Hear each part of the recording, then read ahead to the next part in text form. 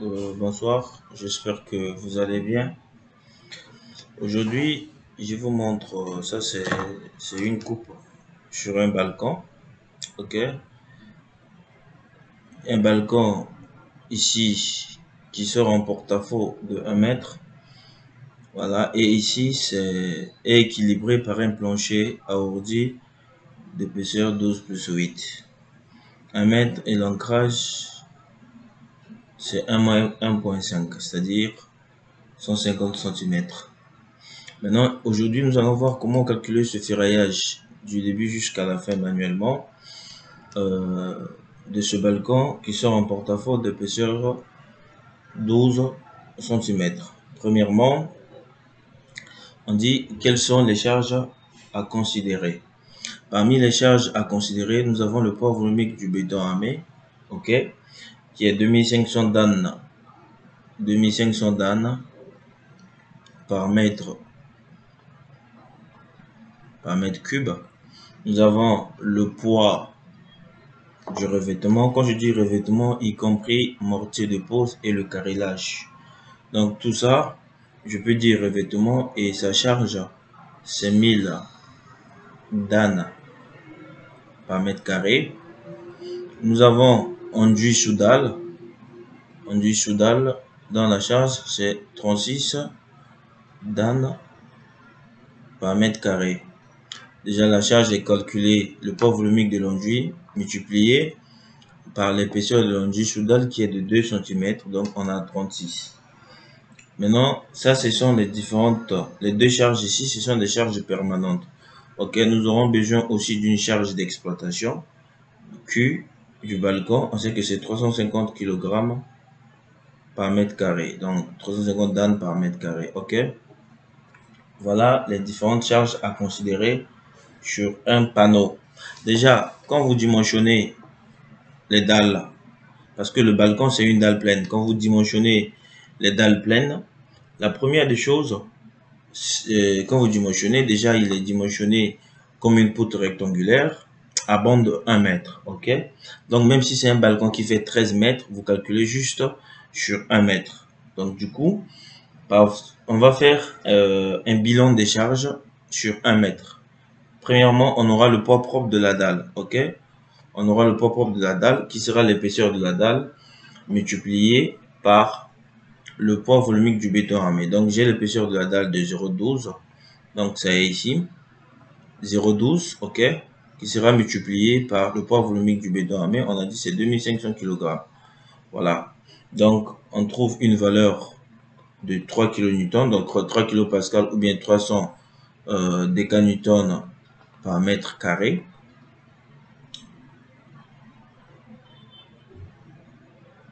Ok, maintenant on peut multiplier ça fois 1 mètre pour trouver cette charge en décanewtons par mètre. Ok, donc on multiplie par les bandes de 1 mètre, donc il nous reste décanewtons par mètre. On a la possibilité de calculer le poids propre des revêtements. Ok, donc du coup on aura le poids propre de revêtement, désolé, on aura toujours les 1, ok, les 1 c'est la bande de 1 mètre qui sera multipliée par 1 encore, c'est-à-dire cette fois-ci c'est 1000, 100 autant pour moi, 100 décanewtons, ok. Maintenant on a la possibilité d'additionner les deux charges, donc ça fait les deux charges ici qui représentent les charges permanentes que nous allons appliquer sur cette dalle. Donc ça nous fait 136. Donc on aura toujours un 136, ok, d'âne mètre. Très bien. Pour ce qui concerne la charge d'exploitation, on aura cette charge là, Q, qui sera égale à 350 multiplié par 1 qui nous donne 350 kg décanewtons par mètre, ok. Maintenant, quelle est la totale pondérée, c'est-à-dire on va calculer ce qu'on appelle par PU pondéré, ça sera 1,35 Q, 1,35 G plus 1,5 Q. Ok, ça nous permet d'avoir en fait la charge totale. Du coup, vous aurez 1,35 la charge G.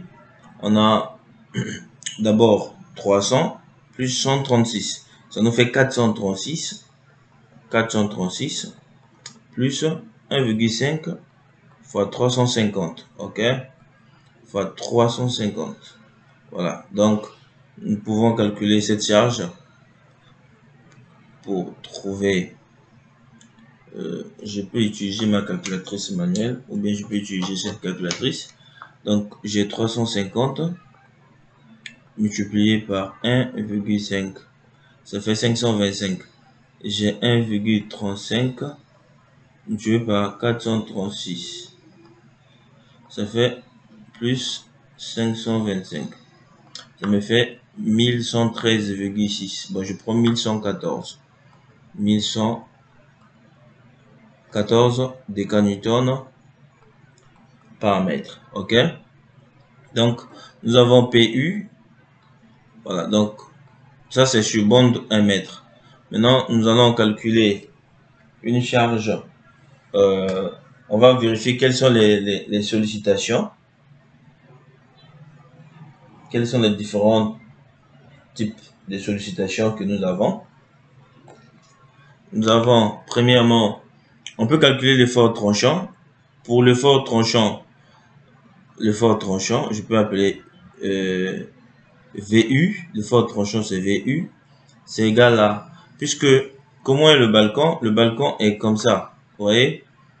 Le balcon est encastré et libre. C'est-à-dire encastré et libre. Encastré à une extrémité et libre à une extrémité. Du coup, pour l'effort tranchant, c'est PU fois L. Donc, L, c'est 1 mètre.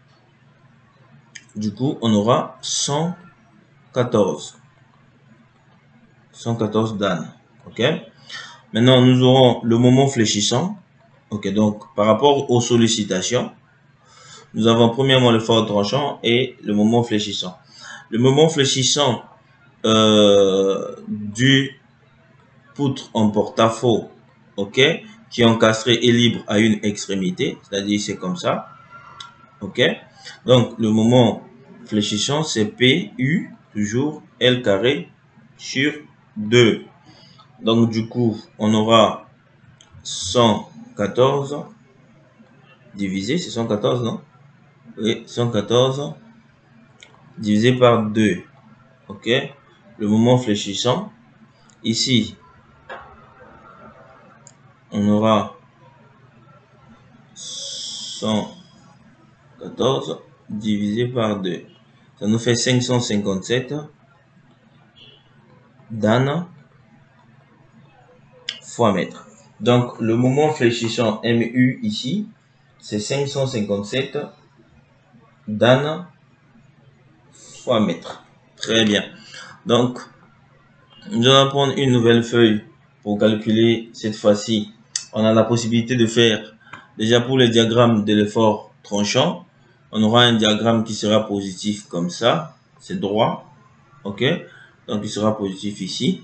Avec sa valeur qu'on a trouvé de 1114. Et on aura, ça c'est l'effort tranchant.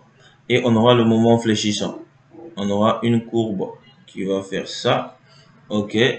Voilà. Ici comme ça. Et sa valeur, c'est 557. Ici, 557. OK? Du coup, après, on dit que le sens du moment entraîne la mise en traction de la partie supérieure de la dalle du balcon. Maintenant, les aciers supérieurs sont porteurs et seront disposés en partie haute de notre dalle. Ça, vous le savez par rapport à notre diagramme. Maintenant, nous connaissons tout ça.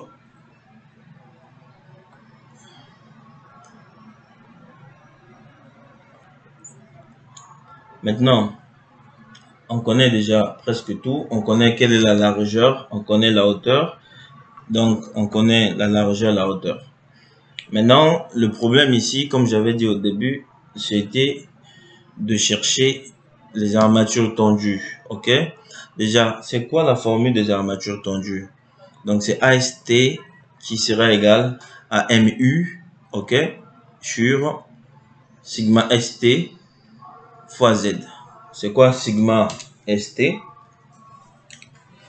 C'est-à-dire, c'est la contrainte limite de l'acier. Nous avons la contrainte limite de l'acier multipliée par le bras des leviers. Nous avons le moment fléchissant que nous avons déjà calculé. Donc, déjà ici, nous avons plusieurs inconnus que je vais vous dire. Donc, on a le moment fléchissant qu'on a calculé PU L carré sur 2. On a sigma ST, c'est-à-dire la contrainte limite de l'acier. Nous tous on connaît c'est quoi la formule de la contrainte limite de l'acier. C'est la nuance des aciers sur gamma S. Ok. Maintenant, on a le bras de levier qui est Z. Z, c'est le bras de levier. Z, c'est D. Ok. Donc, D multiplié par 1 moins alpha, 0, ou bien alpha 0,7, 0,4 alpha. Ok, donc ici on ne fait qu'avoir les inconnus. On a encore D, donc D c'est égal à 0,9 H, donc ça on n'a pas de problème. On a H, on connaît H c'est 0,12, donc on peut calculer D. Maintenant alpha, en fait alpha ici c'est le paramètre de déformation. Maintenant le paramètre de déformation, sa formule c'est 1,25 moins 1 moins racine carrée de 1 moins d mu. Or mu ici c'est le moment réduit. Ok, donc c'est le moment réduit qu'il faut calculer. Donc inconnu sur inconnu. Donc le moment réduit encore, ok, c'est le moment fléchissant sur BD carré, ok, FBU, qui représente FBU. FBU, en fait, c'est la contrainte limite de béton. Ok, F, la contrainte limite du béton. Vous voyez? Donc on a FBU, ok, qui est égal à 0,85 FC28 sur gamma, sur θ gamma S. Ok? Sur θ gamma B, excusez-moi. Sur θ gamma B.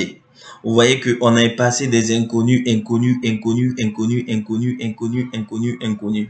Ok? Maintenant, dans le principe de descente de charge, quand vous faites le dimensionnement, il y a des principes à suivre. Parce que si vous calculez ça, c'est comme si vous êtes en train de démontrer les formules par mathématiquement. Ok, chose que vous allez faire, c'est quoi? Premièrement, je vous donne le secret. Ok, il faut commencer par calculer FBU. Ok. Deuxièmement, il faut calculer par MU. Donc, tu quittes ici, tu viens sur MU. Quand tu finis de calculer MU, tu calcules notre paramètre de déformation. Donc, tu viens sur alpha. Ok. Après d'avoir calculé alpha, il faut calculer le bras de levier. Il faut calculer Z. Ok. Après avoir calculé Z, il faut calculer le sigma ST. Voilà les étapes à suivre si vous voulez bien dimensionner une poutre ou bien un balcon ou bien un radier ou quoi. Il faut suivre ces différentes étapes-là. Ça va vous permettre. Maintenant, quand vous calculez le moment réduit, il faut le comparer. Parce qu'il y a trois types de pivots, mais beaucoup utilisé ces deux types de pivots.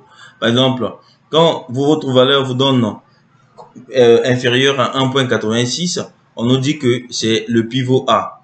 Ok? Quand c'est compris entre l'intervalle de 1,86 et 0,493, c'est le pivot B. Ok? Donc, voilà les étapes à suivre pour calculer la section d'acier de ce balcon. Ok, donc c'est très facile. Donc, vous avez déjà toutes les formules qu'il faut calculer. FBU est égal à ça. B, j'ai dit 1 mètre. MU, on a déjà calculé.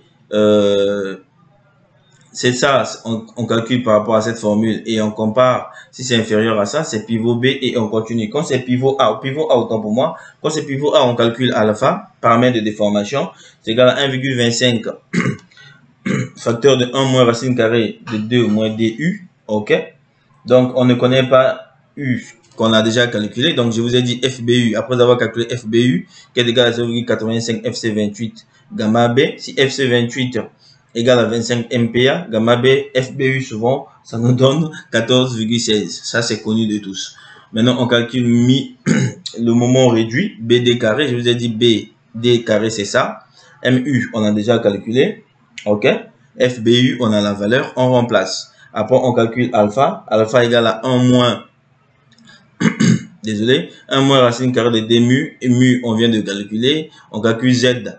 Donc, Z égale à D, 1 moins 0,4 alpha. Alpha, on vient de calculer, et puis, on vient ici, on calcule sigma ST, qui est égal à FE, la nuance d'acier, sur gamma S, désolé, hein, désolé, sur gamma S, et on trouve la valeur, on vient ici, on remplace, ok, MU, on remplace ce qu'on a calculé, Z, on remplace, et notre contrainte ici, on remplace, et on trouve la section d'acier tendue.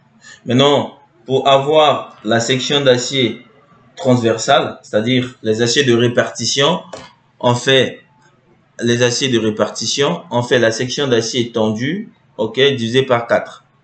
Je vous donne le secret. Donc, c'est comme ça que vous pouvez calculer pour déterminer les armatures tendues de votre balcon. Donc, il suffit juste de remplacer par les valeurs parce que j'ai pas le temps de remplacer, sinon la vidéo sera très très longue. Merci.